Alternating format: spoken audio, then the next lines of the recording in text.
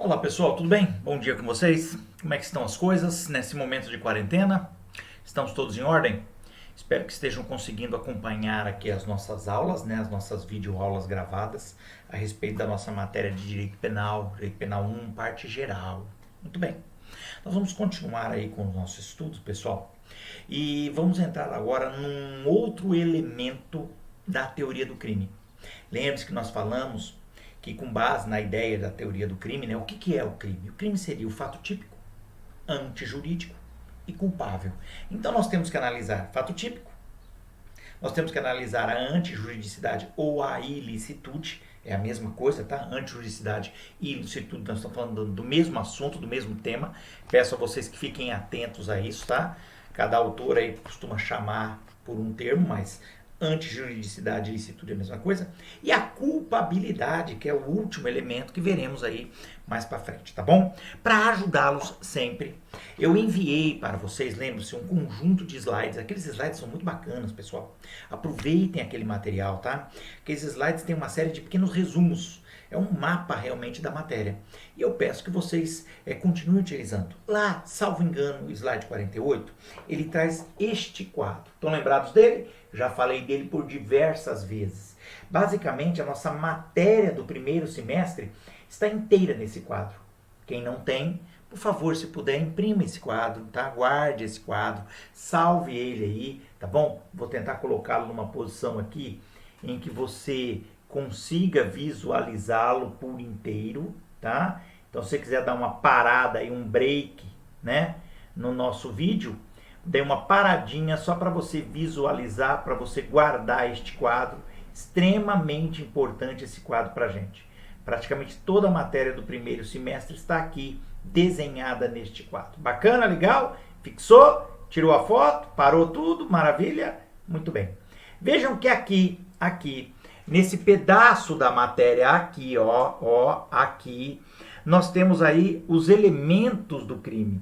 Então, esse quadro traz pra gente, pessoal, a visão bipartida de crime. Então, neste quadro você tem a ideia de que crime seria aqui fato típico, ilícito ou antijurídico e culpável. Pela teoria bipartida, a culpabilidade está fora do crime e ele serve para fazer o vínculo com a pena, com a punibilidade que está aqui, tá bom? Lembre-se que a teoria tripartida, ela coloca a culpabilidade aqui também. Essa culpabilidade estaria dentro da teoria do crime. Veja que uma boa parcela, talvez até majoritária, entende pela teoria tripartida. Então a culpabilidade estaria aqui dentro. Tudo bem? Nós já estudamos o fato típico. E o fato típico tem estes elementos que estão aqui embaixo. Reparou? Estes elementos, nós vimos a conduta, nós vimos aqui o resultado, nexo causal, tipicidade. E agora, o que nós vamos estudar?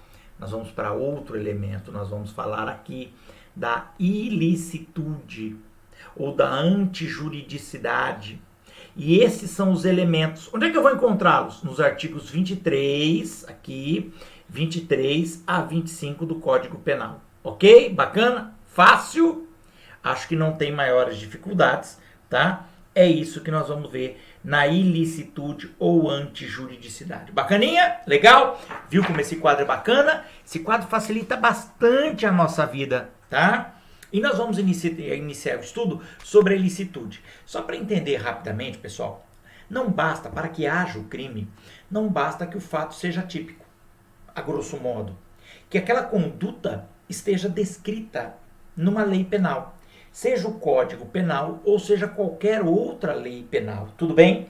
Então, ser fato típico é o primeiro elemento, mas é necessário que essa conduta que o agente desenvolveu seja antijurídica, isto é, contra o ordenamento jurídico.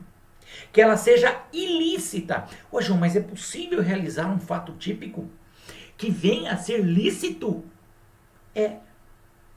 Muitas vezes você realiza aquela conduta que formalmente é fato típico, mas que ele pode estar aí abarcado coberto por uma cláusula, por uma causa justificante.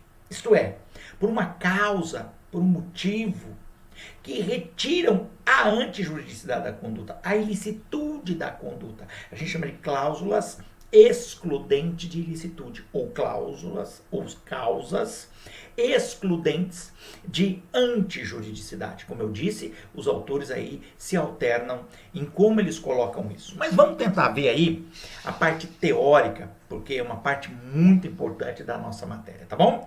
Vamos a ela. Pessoal, o conceito primeiro. A ilicitude, também denominada aí de antijuridicidade, é o segundo substrato, ou elemento do conceito analítico de crime. Lembra? Conceito analítico. A gente usa esse conceito para analisar o crime. Deve ser entendido aqui como a conduta típica, quer dizer, é fato típico, não justificada. Que não tem justificativa, por isso é crime, entendeu? Espelhando aí a relação de contrariedade entre o fato típico e o ordenamento jurídico como um todo. Tá? Aquela conduta, além de ser fato típico, é contrária ao ordenamento jurídico, é antijurídica, é ilícita. Boa. Como nós já vimos, pessoal, para que exista o crime, tem que ser demonstrado que uma conduta gerou um resultado com ajuste, esse ajuste formal e material, né? Lembra? Tipicidade formal material. Há um tipo penal, que é o fato típico. Beleza. Logo depois, nós vimos o quê? Que é imprescindível verificar se essa violação típica, quer dizer, aquela violação, aquela conduta que está tipificada, não é permitida pelo nosso ordenamento jurídico. Porque se ela for permitida, não há ilicitude. Desaparecendo o próprio crime. Agora, se ela não é permitida, se aquela conduta não é aceita, não tem nenhum tipo de permissão por parte do ordenamento, aí nós temos uma ilicitude. É ilícito. Lembra do Zaffaroni e do Pierangeli? Falamos dele na última aula. O Pierangeli e o Zaffaroni, eles é que desenvolveram aquela teoria, né, da tipicidade conglobante, que juntaria a tipicidade formal com a tipicidade material. E aí, talvez você possa aí imaginar, a grosso modo, que seria típico aquela conduta que não encontra respaldo, possibilidade, em nenhuma outra norma do ordenamento jurídico, não apenas do direito penal, tá? Eles dizem que devemos ter presente que a antijuridicidade não surge do direito penal, mas de toda a ordem jurídica. Como assim? Constituição Federal, direito civil, direito administrativo, direito processual, direito tributário, direito ambiental, percebeu? De toda a ordem jurídica. Porque a antinormatividade, aquela conduta que contraria a norma, pode ser neutralizada por uma permissão que pode provir, quer dizer, pode vir, vamos pegar dessa forma, de qualquer parte do direito. Assim, por exemplo, no exemplo do Zaffaroni, o hoteleiro, hotel, né? Pessoal do hotel, que vende a bagagem de um freguês, havendo perigo na demora em acudir à justiça, realiza uma conduta que é típica, o 168, que é a apropriação indébita. Ele tem a bagagem do hóspede e vem a vendê-la. Isso é apropriação indébita, artigo 168 do Código Penal. Mas que não é antijurídica. Como não é antijurídica? Sim, porque ela está amparada em um preceito, uma norma, regra que é permissiva, que possibilita, que não provém do direito penal, mas do direito privado, direito civil, artigo 1470. Vamos entender. Quando o dono do hotel, por exemplo, o sujeito se hospeda ali e ele não paga a conta e foge sem pagar a conta do hotel, o hoteleiro pode ficar com a bagagem, não é? Do sujeito, tá? Do seu cliente, do seu hospedado, né? A antijuridicidade é, na verdade, o choque da conduta com a ordem jurídica. Entendida não só como uma ordem normativa, que seria antinormativa, né? Contra as normas, mas como uma ordem normativa de preceitos permissivos. Ó, você vê que os termos são meio complexos, né? Paciência, isso é Zaffaroni, tá bom? O método segundo o qual se comprova a presença de antijuridicidade consiste aí na verificação, na constatação de que a conduta típica, que é a antinormativa, é contra as normas, né? Conduta típica, não estaria permitida por qualquer outra causa de justificação. Causa de justificação seria uma outra norma em qualquer âmbito do direito que traria a possibilidade de realizar aquela conduta, que a princípio é criminosa, tá? É antijurídica. Isso é o que a gente chama de preceito permissivo. Preceito permissivo seria uma norma permissiva. Uma norma que permite que você realize aquela conduta que a princípio é fato típico, mas não seria antijurídico. Em parte alguma da ordem jurídica, né? Você teria que analisar todo o ordenamento jurídico, não apenas o direito penal.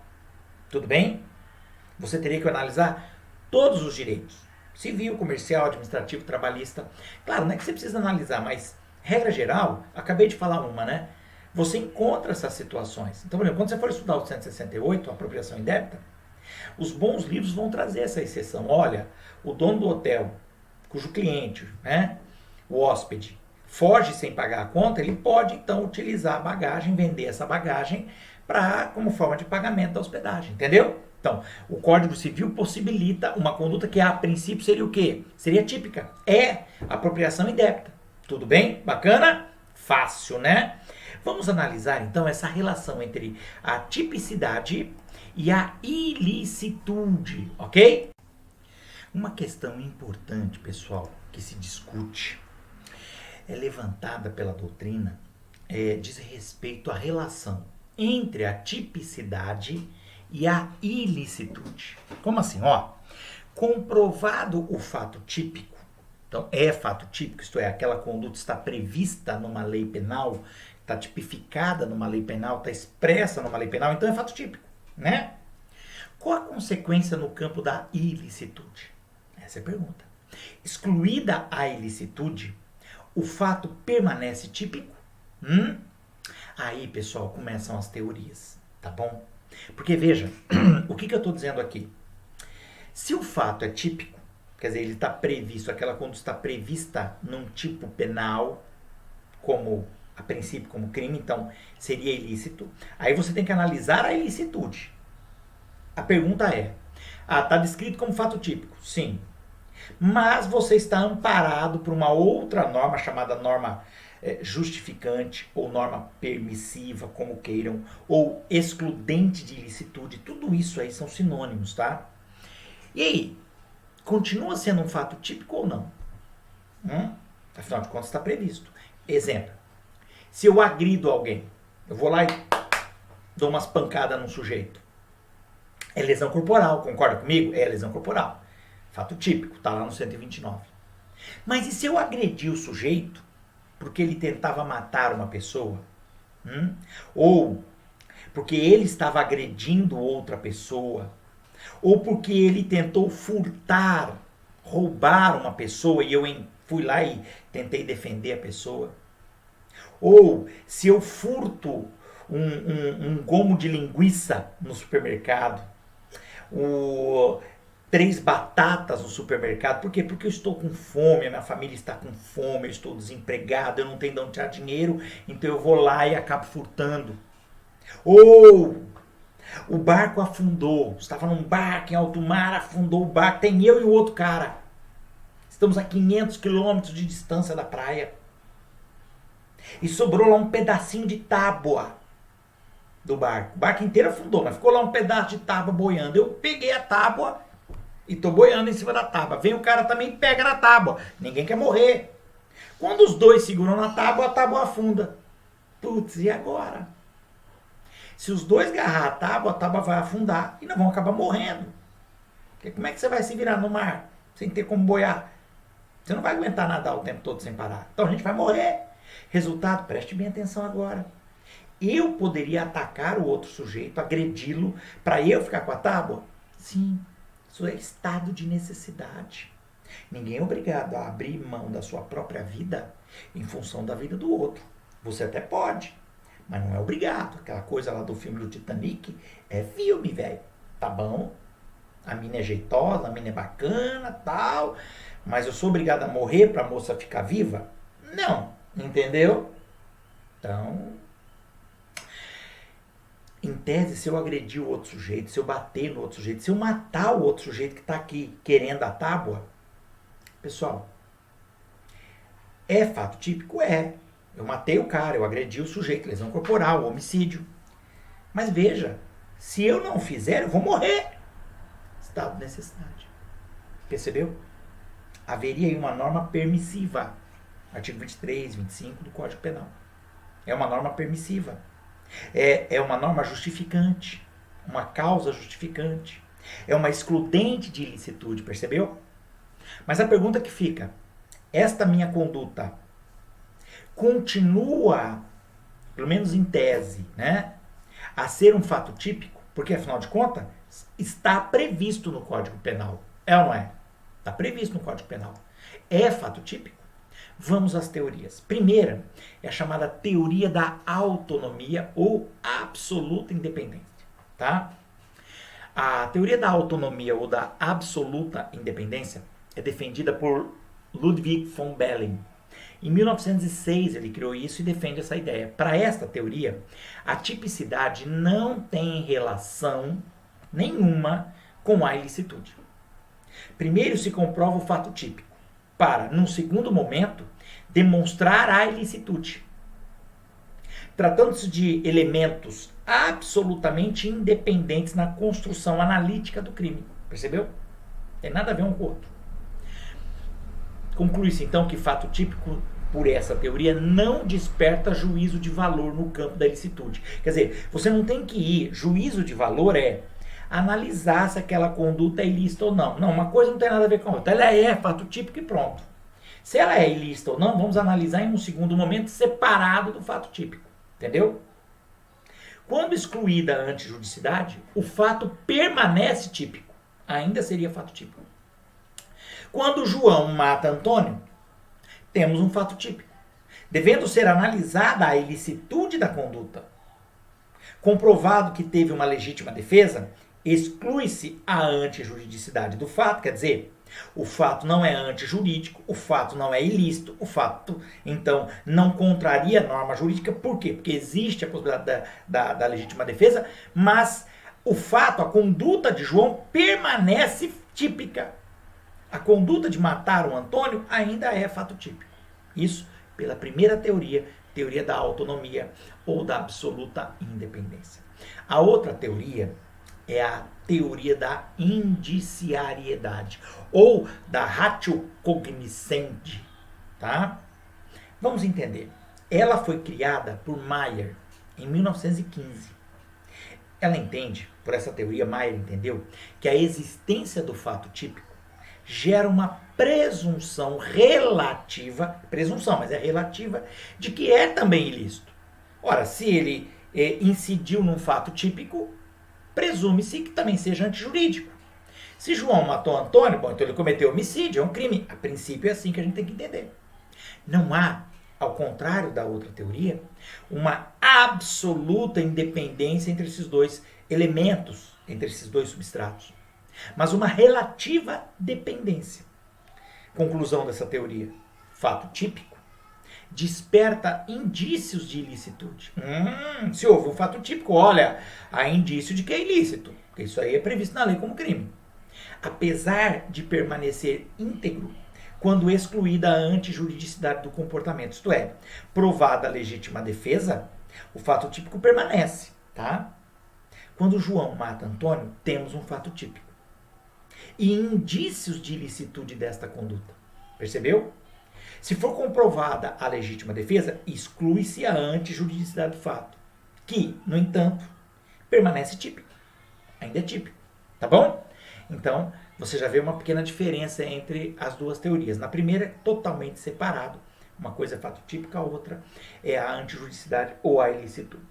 Nessa segunda teoria, a teoria da indiciariedade. Por que indiciariedade? Porque se houve um fato típico, isso é indício de antijuridicidade. Se houve um fato típico, isso é indício de ilicitude, de que seria ilícito. Por isso, teoria da indiciariedade, tá?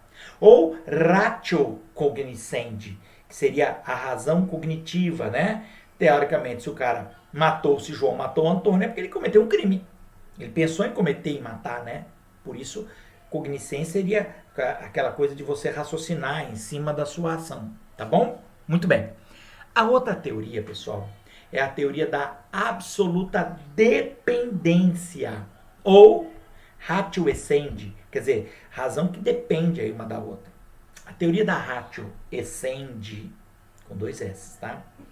Ou teoria da absoluta dependência, é encampada por Mesmer. Mesmer, em 1930, 15 anos depois de Mayer, ele cria o conceito de um tipo total do injusto. O injusto é o crime, tá, pessoal? Eu estou usando esses termos porque quando você for ler um livro, o autor vai usar esses termos. Não tem jeito. E a gente tem que se acostumar. Acostumar a ouvir e saber do que está falando. Tudo bem? Quando você falar em injusto, está falando de crime. Tá bom? Então ele cria um conceito de tipo total de crime, tipo total do injusto. Total no sentido, levando a ilicitude para o campo da tipicidade, quer dizer que a ilicitude estaria junto com a tipicidade. Em outras palavras, a ilicitude é a essência da tipicidade, numa absoluta relação de dependência entre esses elementos do delito. Tá legal? Bacana? Conclusão dessa teoria da absoluta dependência. Não havendo ilicitude, não há fato típico. Olha, se a ilicitude é parte essencial do fato típico, se você não tem a ilicitude, você não tem fato típico. Quando João mata Antônio, temos um fato típico, o qual só permanece como tal, quer dizer, só se mantém como fato típico, se também for ilícito, por essa teoria. Comprovada a legítima defesa, exclui-se a antijudicidade e a tipicidade do comportamento também não é típico. Tá? Terceira teoria, né? Vamos à quarta. Teoria dos elementos negativos do tipo. Para esta teoria, o tipo penal é composto de elementos positivos, que estão expressos, aos quais se somam elementos negativos, que estão implícitos, não aparecem de forma expressa no tipo penal. Quais sejam? Causas excludentes de ilicitude. Entendeu? Mas não aparecem no tipo penal. Eles fazem parte, mas não aparecem. Por essa teoria. Para que o comportamento do agente seja típico, não basta aqui realizar os elementos positivos expressos no tipo. Quer dizer, realizar a conduta e as elementares que estão lá no tipo penal. Mas não pode configurar qualquer dos elementos negativos. Entendeu? Quer dizer, não basta que você só realize a conduta prevista no tipo penal. É necessário também que não apareça nenhum dos elementos negativos que são implícitos, eles não estão expressos. O crime de homicídio deverá ser lido da seguinte forma: matar alguém, que é o elemento positivo expresso, está escrito matar alguém. E aí vem, desde que não esteja presente uma cláusula, uma excludente, uma causa excludente de ilicitude, que seria o elemento negativo implícito. Ele não está escrito. A princípio, matar alguém é crime. Desde que não esteja previsto, ou que não apareça, né? Porque previsão não vai ter mesmo. Matar alguém é só isso, só tem elemento positivo. Então, matar alguém é o elemento positivo expresso, é o que está escrito. Então, matar alguém seria crime, seria homicídio, desde que não esteja presente um elemento negativo implícito. Qual? Uma das excludentes de ilicitude. Legítima defesa, estado de necessidade, estrito cumprimento do dever legal. Entendeu? Dessa teoria dos elementos negativos, viu o que é elemento negativo do tipo? É aqueles que não estão expressos. Seriam as excludentes. Tá? A conclusão é que, para que o fato seja típico, os elementos negativos, isto é, as excludentes de ilicitudes do artigo 23, 25 do Código Penal, não podem existir. Aí percebe-se uma absoluta relação de dependência entre o fato típico e a ilicitude. Um pressupondo a existência do outro. Quando João mata Antônio, para que o fato seja típico, João não pode estar ter agido em legítima defesa. Beleza? Bacana, né? Muito bem. Nós vimos aí essas teorias, né? Interessante, percebe? Você veja que o estudo do fato típico e da ilicitude não é uma coisa muito nova. Nós temos aí, desde o começo de 1900, uma análise sobre essa ideia, percebeu? Que foi passando aí por vários momentos. Aí vem, na relação tipicidade e ilicitude, qual a teoria adotada pelo nosso ordenamento jurídico? Então vamos lá. De acordo com a doutrina majoritária, então você já vê que há discussão. Tem autores que não concordam, mas a doutrina majoritária, a imensa maioria dos doutrinadores, dos escritores no Brasil, seguiu a teoria da indiciariedade, ou da ratio cognoscendi,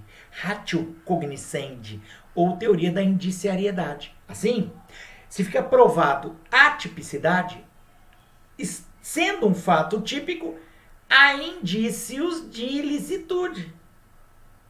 Havendo a tipicidade, o fato é típico, há indícios de antijuridicidade. Então, se o fato é típico, previsto na lei como crime, a gente tem aí uma presunção de que deve ser ou pode ser antijurídico. Essa suspeita provoca uma consequência importante. O ônus da prova, quer dizer, a obrigação, ônus é obrigação. A obrigação de provar, né? O ônus da prova sobre a existência de uma cláusula de exclusão de ilicitude é da defesa, é de quem alega. Se João mata Antônio, a polícia vai lá e prende João. Se o João fala, não, mas ele estava querendo me matar, eu me defendi. João, vai ter que provar que ele estava em legítima defesa, que havia uma excludente de ilicitude. João, tem que provar isso. Porque, a princípio, havendo um fato que é típico, a gente pressupõe indícios de antijuridicidade, de ilicitude. Deve ser também antijurídico. Deve ser ilícito. Tá legal? Bacana? Bom, né? Muito bem. Guarde bem esta ideia, tá? A que se usa no Brasil é a teoria da indiciariedade ou ratio cognoscente. Beleza? Gravado, bacaninha, de boa. Vamos lá. Vamos tentar entender, pessoal, a utilização prática dessa teoria no nosso ordenamento. Então vamos lá. Nós usamos a teoria então da indiciariedade ou ratio cognoscens. Muito bem. Vamos imaginar a seguinte situação. Comprovada, você tem um fato típico já. Tem um fato típico. Se for comprovada a causa de exclusão da ilicitude, então, efetivamente, João matou Antônio, mas em legítima defesa. E ele provou que estava em legítima defesa. O juiz deve absolver João. Porque apesar de ser um fato típico, que a princípio sugere que seja antijurídico, ilícito, ele provando que ele estava em legítima defesa, então o juiz absolve ele do homicídio. Agora, comprovado o fato típico, a conduta, a morte, João matou Antônio. Não ocorreu esse fato sob o manto, sob a égide, isto é, acobertado por uma causa de exclusão de ilicitude, o juiz condena. Por quê? Porque João cometeu um homicídio, crime é fato típico e é ilícito. Ele não conseguiu provar uma causa de exclusão de ilicitude. Beleza? Muito bem. Agora fica a situação. Se ficou dúvida se o fato típico está ou não justificado por uma causa de exclusão de ilicitude, João matou Antônio. João alega que estava em legítima defesa. Mas, na hora de fazer a prova, ainda fica uma dúvida. Ele não consegue comprovar cabalmente de que ele estava em legítima defesa. E agora? Agora, queridos, pela teoria da indiciariedade, lembra? Se houve um fato típico, presume-se, mesmo que relativamente, que é ilícito. Se João não conseguiu provar de forma robusta, então ficou dúvida se estava ou não em legítima defesa, o juiz deverá condenar o João. Percebeu? Aqui não vai se aplicar a regra do indúbio pro réu. Percebeu? quando o ônus é da defesa. Se é a defesa que tem que provar que efetivamente houve uma legítima defesa, se essa defesa não conseguiu provar essa causa de exclusão de ilicitude, lembra que pelo princípio adotado, existe aí uma presunção de ilicitude diante de juridicidade. Então vem e condena João, tá? Seria aí, em tese, uma exceção ao indúbio pro réu. Tá legal? Bom, no entanto, pessoal, preste bem atenção agora. Ocorre que, em 2008, houve uma reforma no Código de Processo Penal. Foi através da Lei 11.690 de 2008. O juiz, por essa nova reforma, pelo Código de Processo Penal, o juiz deve absolver o acusado quando existirem circunstâncias que excluam o crime ou isente o réu de pena, ou mesmo se houver fundada dúvida sobre a sua existência. Isto é, se realmente existiu uma situação que excluiu o crime ou isente o réu. Então preste bem, a partir de 2008, aquela teoria, a teoria da indiciariedade, começou a ser revista, percebeu? Veja bem, parece a impressão que passa. E o que eu acabei de falar é o que está escrito lá no Código de Processo Penal, tá legal? Ele diz que deve absolver mesmo se houver dúvida sobre a existência da cláusula de excludente de ilicitude, o que contraria o que nós acabamos de falar lá atrás, tá? Muito bem, então a gente chega a uma conclusão de que agora está absolutamente claro que a dúvida razoável,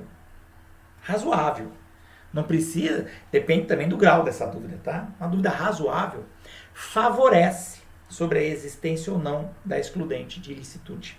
Vai favorecer o réu, percebeu? Devendo o magistrado absolvê-lo, com fundamento no artigo 386, inciso 6º, parte final, do Código de Processo Penal. Resumindo, havendo dúvida, hoje, agora, tá? Hoje, havendo dúvida, deve o réu ser condenado, não se aplicando o indúbio pro réu. Não, na verdade não. No caso de dúvida razoável, o réu merece ser absolvido. Entendeu? Por quê? Porque está escrito agora no Código de Processo Penal. Deste modo, foram relativizados aí os efeitos da teoria da indiciariedade ou da ratio cognoscendi no ônus probatório, tá? Na obrigação de provar. Entendeu? Pela nova regra, tá? Se houver dúvida razoável, claro, tem que ser uma dúvida. Esse razoável é importante. Você vê como ainda fica na cabeça do juiz o entendimento? Porque a regra é clara, se houver dúvida razoável, se o fato é típico ou não, né? Se existe uma justificativa ou não para a conduta do agente, aí o juiz absolve. Tudo bem? Mas aí tem que ver a dúvida razoável. Tudo bem? Então, a meu ver, pessoal, o indúbio pro réu persiste agora. E agora, não apenas porque sempre, de forma geral, vamos ajudar o réu. Não, é porque agora está escrito no 386 do Código de Processo Penal, inciso 4º. Pior que está escrito. Não é simplesmente por uma dúvida. Não, está escrito. Se houver dúvida razoável, o juiz deve inocentar o réu. Então é interessante porque você, advogado, que defende alguém de uma conduta típica, mas que você levanta o questionamento de haver uma excludente de ilicitude, qualquer uma que seja, viu, pessoal? Legítima defesa, estado de necessidade, estrito cumprimento de dever legal, exercício de direito, de qualquer forma, se você conseguir colocar uma dúvida razoável, pronto, o juiz será obrigado a absolver. Se ele não fizer recurso, o tribunal deve possivelmente absolvê-lo. Tá entendido? Beleza. Vamos pelo menos começar a falar sobre as causas excludentes de ilicitude, pessoal. Elas estão lá no Código Penal, lembra? Somente no artigo 23. A gente chama isso aí, e eu espero que você esteja com o Código Penal na mão, como sempre, a gente chama de causas excludentes de ilicitude. Você também pode chamar de causas excludentes de antijuridicidade, porque antijuridicidade e ilicitude é a mesma coisa. Mas muitos também chamam presta bem atenção, discriminantes. Discriminantes, o nome já fala muito, né? Discriminantes. Des é que retira o crime ou a criminalidade da conduta, por isso que é discriminantes. Também há quem chame de justificantes. Por quê? Porque você tem uma justificativa para aquela conduta. Então você pode chamar de causas excludentes de ilicitude, causas discriminantes ou causas justificantes. Olha quanta possibilidade de nomenclatura, tá? Tudo sinônimo. Vamos a elas. A conduta humana formal e materialmente típica. Lembra da matéria que nós vimos na outra aula, no outro vídeo? Então, o direito, pessoal, a gente vai juntando os assuntos, viu? Nada é isolado. Então, voltando. Aquela conduta humana, lembra? Que seja formal e materialmente típica, quer dizer, formal porque ela é prevista no ordenamento jurídico penal, seja Código Penal, seja qualquer lei penal. Materialmente típica porque efetivamente trouxe um dano razoável, um dano substancial, né? Ao bem que era tutelado. Vida, integridade física, patrimônio, né? Muito bem. É somente um indício de ilicitude que pode ser excluída, essa conduta humana, diante de uma prova. Ou, como nós já vimos, de uma dúvida realmente fundada, né? Da presença de alguma causa excludente de ilicitude ou de antijuridicidade. Percebeu?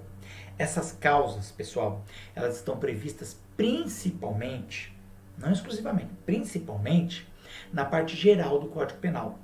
Mais precisamente no artigo 23. Você está com o seu Código Penal aí, você acompanha comigo. Ele diz assim: não há crime quando o agente pratica o fato, 1, em estado de necessidade, 2, em legítima defesa, 3, em estrito cumprimento de dever legal ou no exercício regular de direito. Yes! Muito bem. Temos aí as chamadas cláusulas de excludentes de ilicitude ou causas discriminantes ou causas justificantes. Vários termos para a mesma situação. Beleza? Muito bem. Entretanto, pessoal, é possível que a gente encontre essas causas espelhadas no ordenamento jurídico. Como a gente percebe, por exemplo, da leitura do artigo 128 do Código Penal, que fala do aborto, tá? Ali nós temos uma situação chamada de aborto justificado, tá? Então existem algumas situações em que o aborto é possível, claro, e neste caso, você não vai encontrá-los lá no artigo 23 do Código Penal, não. O próprio artigo do aborto traz situações que justificam. Rapidamente, sem entrar em detalhes. Aborto resultado de estupro, aborto no caso da mãe estar em risco de vida, né, de morrer por causa da gestação, aí o médico retira o bebê, faz o aborto, tá? Então existem possibilidades. Mas isso já está previsto no próprio tipo penal. Tem também o artigo 1470 do Código Civil, que é a chamada apropriação justificada, tá? Alguns autores, inclusive, defendem aí essas situações, né? Eles falam assim que as razões que dão sustento às causas de justificação, essas excludentes de ilicitude, as discriminantes, né? Elas podem mudar constantemente, pois se trata de um momento sistemático no qual se procura dar uma solução social aos conflitos. Por esse motivo, as causas de justificação podem ser muitas, viu? Inclusive aparecem na parte especial para alguns crimes, como é o caso do aborto. E nesses casos, não podem ser aplicadas de forma analógica, né, a outras hipóteses semelhantes. Então, o caso do aborto é só no aborto. Você não vai usar essas causas para outras situações, tá? As causas de justificação, as da parte geral você pode usar para todo tipo de crime. As causas excludentes de ilicitude que estão previstas na parte geral, por exemplo, artigo 23. Já aquelas que estão na parte especial, que define os crimes, se houver ali, como no caso do aborto, uma causa justificante, só usa no aborto. Você não pode usar para outro crime, tá bom? As causas de justificação, elas provêm de todo o âmbito do direito, de todo o ordenamento. Ainda que as suas regras básicas sejam encontradas sim no Código Penal. Isso não implica, não resulta, que estejam plenamente formuladas no texto da lei penal, só no Código Penal. Tá? Mas que o Código, através de determinadas causas aí de justificação, como o estrito cumprimento do dever legal, exercício regular de direito, né? Permite corrigir algumas discordâncias normativas, alguns problemas que tem na regra, né? Na norma. A lei, as leis em geral, não são perfeitas. E, portanto, elas encerram, elas trazem contradições entre si. O que é proibido, como caráter geral, pode não ser proibido em determinadas circunstâncias, né? Entendeu a ideia das causas justificantes, discriminantes? A autorização que para uma certa conduta, tá, outorguem, possibilitem as normas que regulam qualquer ramo do direito civil, mercantil, comercial, administrativo, tributário, né, constitucional, exclui a antijuridicidade da conduta para efeitos penais, entendeu? Essa autorização que esteja prevista em qualquer ramo do direito. Lembrou um pouquinho do Zaffaroni, né? Pois é. Mas aqui nós estamos em antijuridicidade, viu? Não em fato típico. Inclusive, pessoal, incidirão aí, dentro dessas causas justificantes, excludentes de licitude, também o costume, jurisprudência, os princípios gerais de direito, que nós já vimos, os tratados internacionais, na medida em que sejam reconhecidos pelos outros ramos do direito, a unidade do ordenamento jurídico que ele apresenta, porque, na verdade, o direito é um só, lembra? O direito é um só. Só que a gente divide em matérias para estudá-lo, mas é um só. Isso é o que a gente chama de unidade do ordenamento, né? Nesse aspecto, você tem toda uma validade como um conjunto, né? Você não pode desprezar outros ramos. Está tudo junto. A tarefa do operador do direito, encarregado de fazer a valoração, análise de todo esse ordenamento, consiste justamente em determinar a existência de normas que permitam a comissão, quer dizer, a ação, o realizar de determinados crimes. E, inclusive, de eliminar qualquer falta de coordenação normativa. Porque, muitas vezes, não há uma coordenação, você concorda? Às vezes, você tem um crime no Código Penal e lá no Código Civil, no artigozinho, há uma conduta que poderia permitir, a princípio, né? Pode permitir aí uma conduta que é criminosa pelo Código Penal. Lembra do hoteleiro, do hotel? O sujeito pega a bagagem de quem não pagou e vende para custear, né, a despesa. Está no Código Civil. Mas, a princípio, pegar algo que a pessoa deixa com você sob a sua guarda e você vender é apropriação indébita. Percebeu? Outro. É possível sustentar, inclusive, a existência de causas de justificação que não se encontrem na lei, viu? Entre nós, o chamado consentimento do ofendido é uma chamada causa supralegal, excludente da ilicitude. O que é causa supralegal? O nome supralegal quer dizer que está acima da lei.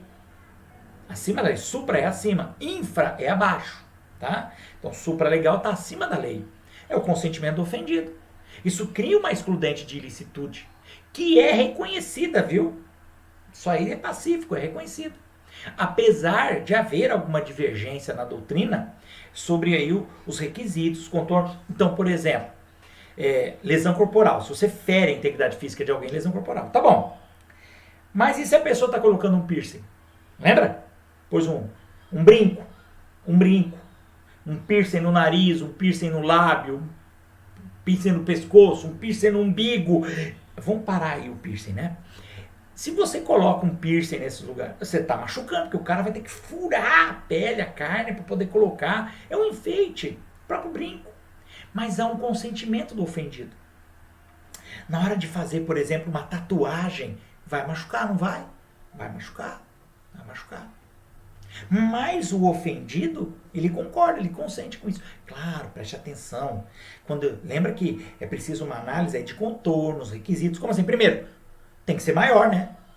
Você não vai pegar um garoto com 12 anos e falar, eu quero botar um piercing aqui no nariz, eu quero fazer uma tatuagem de dragão. Mas tem 12 anos, é uma criança. Não pode. Percebeu?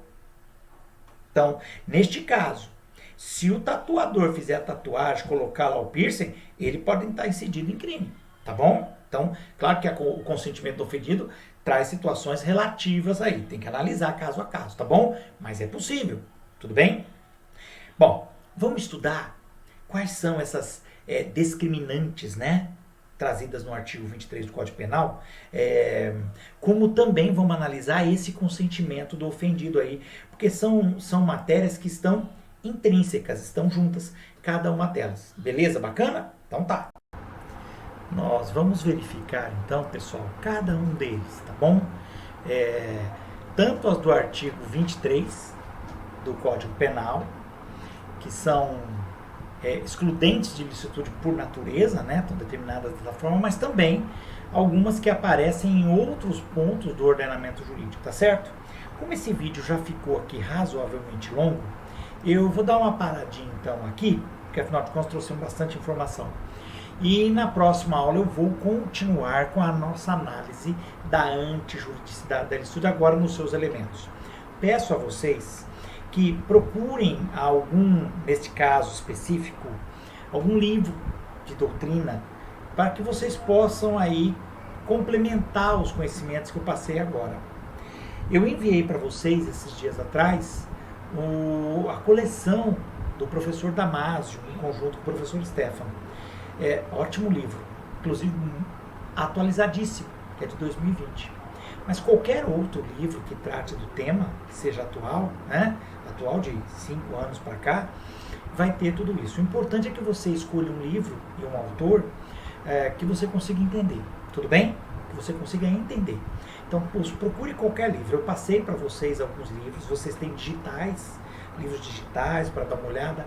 Então, desta vez eu não vou colocar um material didático lá no Classroom. Eu sempre coloco um resumo. Lembra? Sempre coloco um resumo. Mas dessa vez eu não vou colocar. Eu quero que vocês peguem esses livros que eu já passei para vocês, qualquer um que seja, e leiam diretamente lá, porque vocês vão ter mais informações, tudo bem? Para acrescer, para complementar aqui o nosso vídeo, tá certo? Beleza? Bacana? Qualquer dúvida eu estou à disposição de vocês lá no nosso grupo de WhatsApp. Tá certo, pessoal? Forte abraço, até a próxima aula. Fui!